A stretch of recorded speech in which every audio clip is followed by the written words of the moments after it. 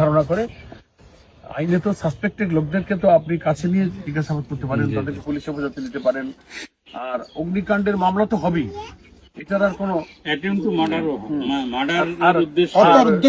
রাত্রিবেলায় আগুন দিলে তো মানুষ মরে যেত, তো ওর যদি ঘুম না ভাঙতো তো আগুনে পুড়ে মরে যেত।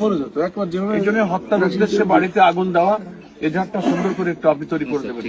আর ওসি সাহেবকে একটু আমার ফোনে সালাম দিয়ে আমার সাথে কথা বলতে বলবো, আমি একটু কথা বলবো, কেমন? বলবেন যে স্যার আসছিলেন, মামলা নিতে হবে, আর ওর আব্বা আর ওরা ভাইদেরকে নিয়ে একটু স্পেশালি ওদের মনের কথা শুনবেন যে ওরা কাদেরকে ধারণা করে। মানুষ সাসপেক্টেড ব্যক্তিদেরকে জিজ্ঞাসা করলে মামলা নাম উল্লেখ করে এদেরকে আপনি অ্যারেস্ট করবেন, জিজ্ঞাসাবাদ করে আইনের আওতায় নিয়ে যাবেন। কারণ এটা যদি এখন না হয় আবার কিন্তু এখানে শুরু করে সাহস পাবে, বলবে যে ও তাহলে এখানে করেনি। আর আপনি তো জানেন শিবিরের বা জামাতের আমাদের নেতা কর্মীরা স্বভাবতই ন্যাচারালি হচ্ছে তারা ভদ্র।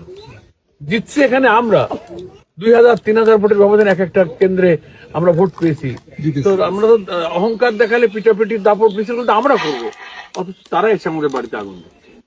এই এলাকার কোন কেন্দ্রে তারা যেতে নাই, এটা হচ্ছে হেরে যাওয়ার কাপুরুষতার একটা প্রতিহিংসা। তো যাদের মানুষের ভালোবাসা নেই, সমর্থন নেই, তারা এই চোরাপথ ধরে। তা আমার কথা থাকলো যে আপনি করবেন, আর আমি পুলিশ কমিশনের সাথে কিন্তু কথা বলবো কোন রকম মামলার জন্য গাফিলতি না হয়, এবং এদের সাসপেক্টেড পার্সন যারা এদের কাছে শুনে জবানবন্দি নিয়ে রেকর্ড করে। আর আপনারা যেহেতু স্পট ভিজিট করে গেলেন, আপনার তো প্রিয় দেখে গেলেন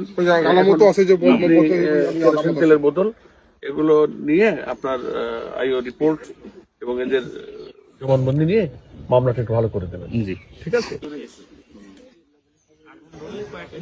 উপরে তো সব দিকে চাল